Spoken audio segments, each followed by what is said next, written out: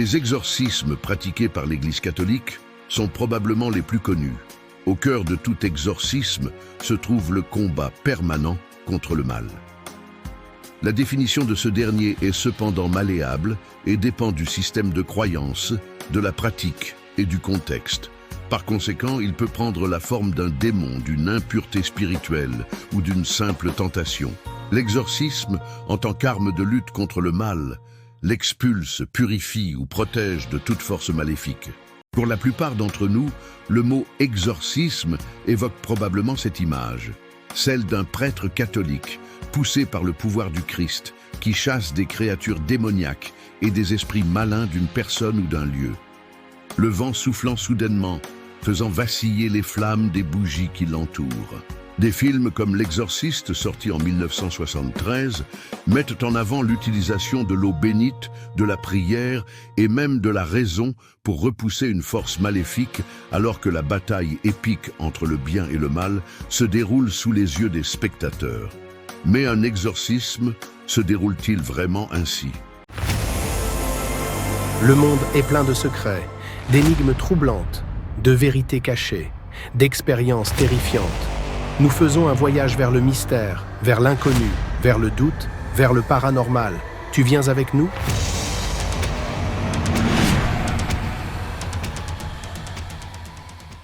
L'Église catholique romaine a effectué plus de 500 000 exorcismes au cours des 25 dernières années.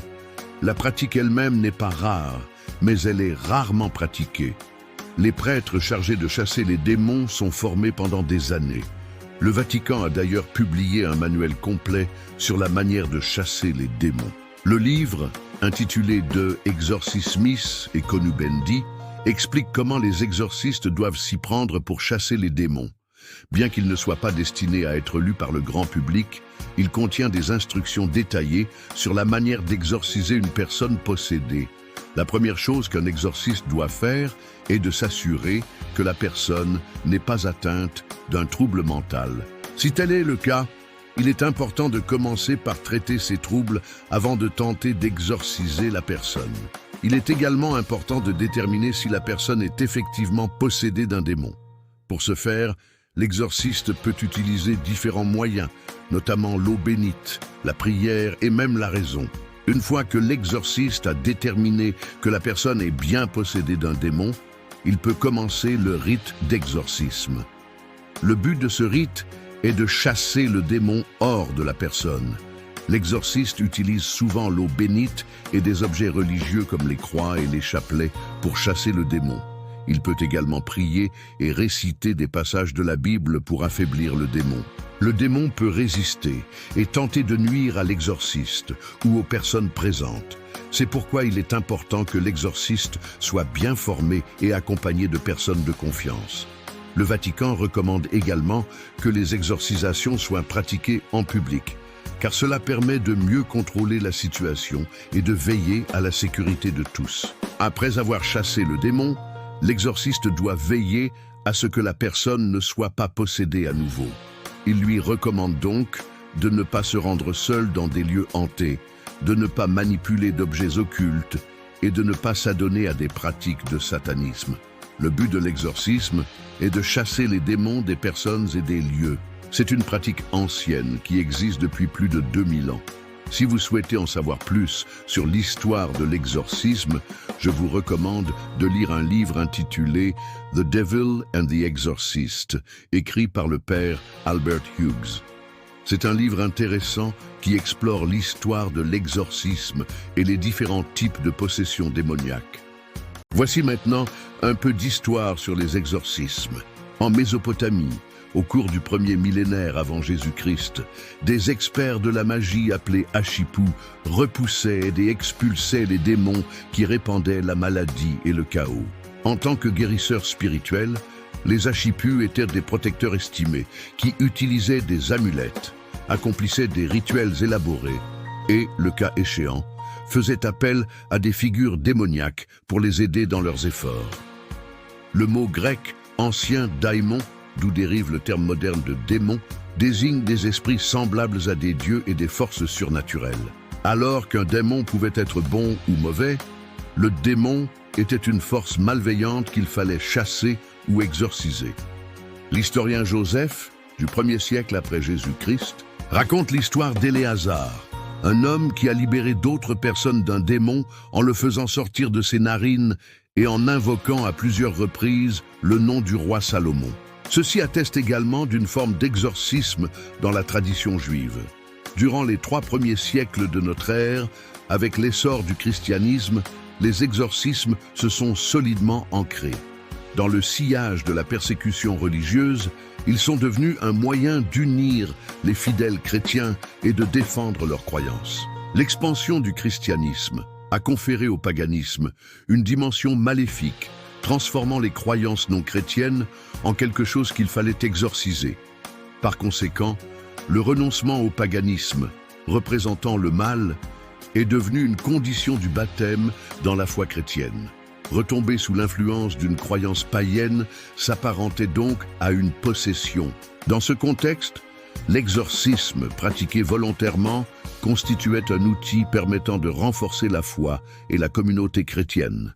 Il servait à légitimer le christianisme et dès le IVe siècle après Jésus-Christ était très souvent pratiqué avant les baptêmes. Les convertis et les aspirants chrétiens se soumettaient à un exorcisme matinal quotidien les jours précédant le baptême. Le jour de l'événement, lors d'un processus appelé exsufflation, un évêque soufflait littéralement sur eux pour chasser le mal. Dans les instants précédant le baptême, l'individu était oint avec de l'huile, elle-même préalablement exorcisée. En dehors du baptême, les ecclésiastiques pratiquaient l'exorcisme en imposant les mains aux possédés tout en ordonnant aux mauvais esprits de quitter leur corps. Les chrétiens de la fin de l'Antiquité et du début du Moyen Âge pouvaient s'exorciser pour ainsi dire eux-mêmes. Ils invoquaient un saint comme intercesseur, se rendaient dans un lieu saint et sollicitaient l'aide d'une entité sacrée pour se rapprocher de Dieu et s'éloigner du mal. Ce n'est que vers le XIIe siècle que l'exorcisme a amorcé une importante transition. Cette évolution est due à la montée des sectes hérétiques chrétiennes. Des mouvements comme le catharisme épousaient la lutte dualiste entre le bien et le mal, un affront à la doctrine et à la hiérarchie catholique romaine.